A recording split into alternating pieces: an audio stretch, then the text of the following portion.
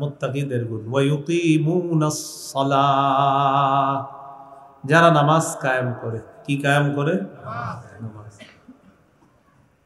নামাজ কায়েম করব আমরা ইনশাআল্লাহ, সবাই কায়েম করব। নামাজ কি জিনিস? রাসূলুল্লাহ সাল্লাল্লাহু আলাইহি সাল্লাম বলেন, আগে একটু বলে নেন, বলেন, যার নামাজ নাই তার দিন নাই। একজন নামাজ পড়ে না, নবীজি বলেন ওর দিনই নেই। এবার আরো সুন্দরভাবে বলেন, বলেন, মাথা ছাড়া শরীর যেমন, নামাজ ছাড়া দিন তেমন। কি বললাম? মাথা ছাড়া শরীর যেমন, নামাজ ছাড়া দিন তেমন। আল মুজামুল আওসাতে রাসূল সাল্লাল্লাহু আলাইহি সাল্লামের হাদিস। قال رسول الله صلى الله عليه وسلم لا ঈমান লিমান লা আমানাতা লা। নবীজি বলেন, যার আমানতদারিতা নাই তার ঈমান নাই। ওয়ালা সালাতা লিমান লা তুহুর লা, যার পবিত্রতা নাই তার নামাজ নাই। ওয়ালা দীনা লিমান লা সালাতা লা, যার নামাজ নাই তার দিন নাই। আপনারা মনে করছেন আমি এমনি কইতাছি, নবীজি বলছেন যার নামাজ নাই তার দিন নাই। এরপর আরেকটা বলছিলাম, মাথা ছাড়া শরীর যেমন, নামাজ ছাড়া দিন যেমন। এটাও আমার কথা না, নবীজির কথা। নবীজি বলেন, ইন্নামা মাউদিউস সালাহ মিনাদ-দ্বীন কার-রাসি মিনাল জাসাদ।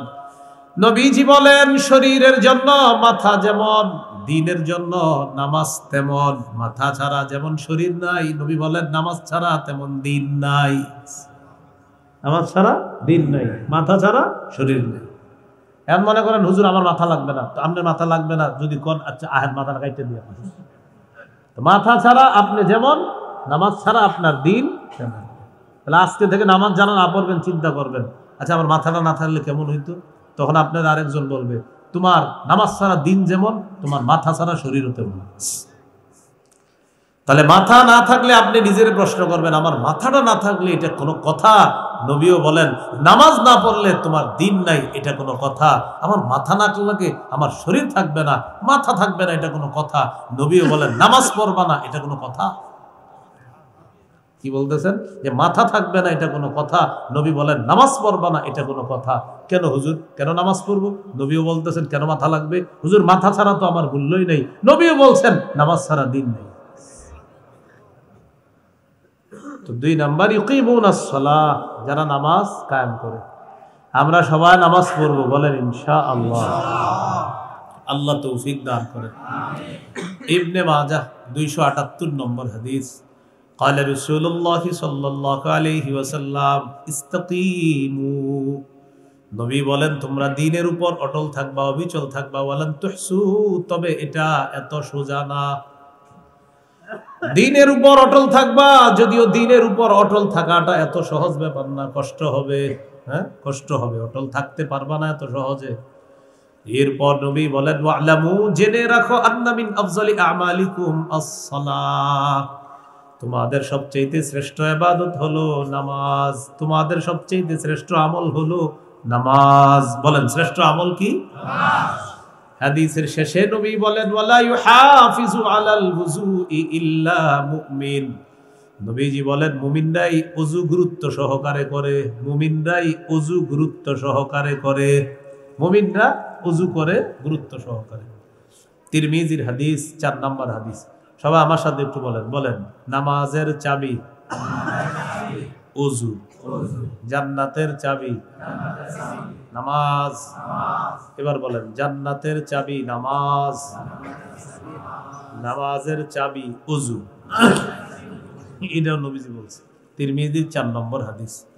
قال رسول الله صلى الله عليه وسلم মিফতাহুল জান্নাতি আস-সালাহ ওয়া মিফতাহুস সালাতি আত-তুহুর।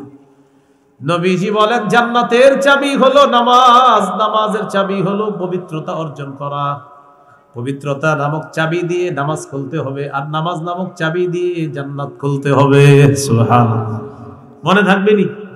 ছোটবেলা থেকে ছেলে মেয়েরে শিখাবেন এইভাবে, বল বল তুই বল বল, নামাজের চাবি হলো ওযু, জান্নাতের চাবি হলো নামাজ। এইভাবে শিখাবেন বাচ্চারা। তো ইউকিমুনাস সালাহ, যারা নামাজ কায়েম করে। সূরা বাকারার 43 নম্বর আয়াতে আল্লাহ বলেন ওয়া আকিমুস সালাহ ওয়া আতুজ যাকাতা ওয়ারকাউ মা'আর রাকিঈন। তোমরা নামাজ কায়েম করো, তোমরা যাকাত দাও, তোমরা রুকুকারীদের সাথে রুকু করো। সূরা বাকারা 238 নম্বর আয়াতে আল্লাহ বলেন হাফিজু আলাস সালাওয়াত, তোমরা নামাজগুলোর ব্যাপারে যত্নবান হও, নামাজগুলোর প্রতি তোমরা যত্নবান হও।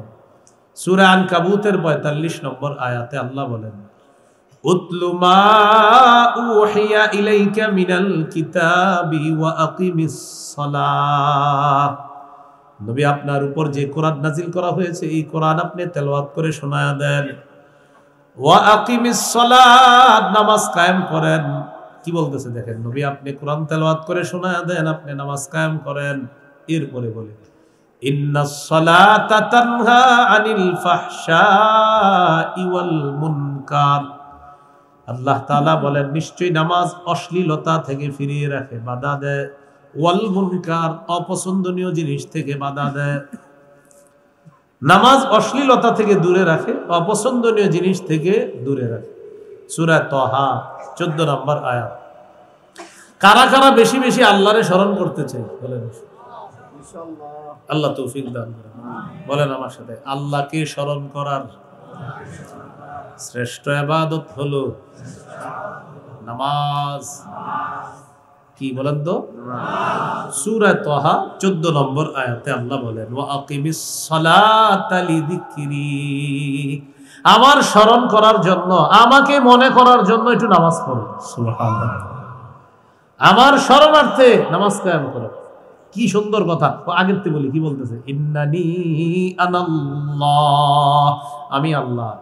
লা ইলাহা ইল্লা আনা, আল্লাহ বলেন আমি ছাড়া কোনো ইলাহ নাই। ফা'বুদনি, আমার ইবাদত করো। এরপরে বলে ওয়া আকিমিস সালাতা লিযিকরি, আমার শরণার্থে নামাজ কায়েম করো। আমি আল্লাহকে মনে করার জন্য নামাজ কায়েম করো। সারা দিন তো কাজ করো, আজানটা দিছে, আমার স্মরণে মসজিদে চলে আসো। ওয়া ইউকিমুনাস সালাহ, নামাজ কায়েম করো। নামাজ কায়েম করা দ্বারা মৌলিক 5টা উদ্দেশ্য। বলেন কয়টা? 5টা। 1 নাম্বার উদ্দেশ্য, নামাজের পূর্বে কিছু শর্ত আছে, এই শর্তগুলো আদায় করা। 2 নাম্বার উদ্দেশ্য, রুকু সেজদা ধীরস্থির ভাবে করা, বুলেটের গতিতে না করা। 3 নাম্বার, খুশু খুজুর সাথে নামাজ পড়া। 4 নাম্বার, পরিবারকে নামাজের কথা বলা। 5 নাম্বার, রাষ্ট্রের সব মুসলমান যেন নামাজি হয়ে যায়, এই চেষ্টা করা। তাহলে নামাজ কায়েম দ্বারা কয় উদ্দেশ্য? 5 উদ্দেশ্য। বলেন নামাজ কায়েম দ্বারা কয় উদ্দেশ্য?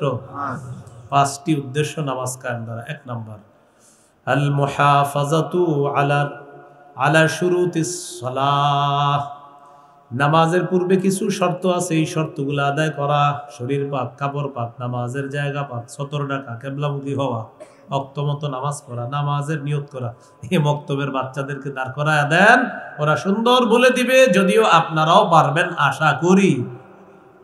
বাকি ওই আর কি, মক্তবের বাচ্চা সবগুলারে দাঁড় করায় দেন, ওরা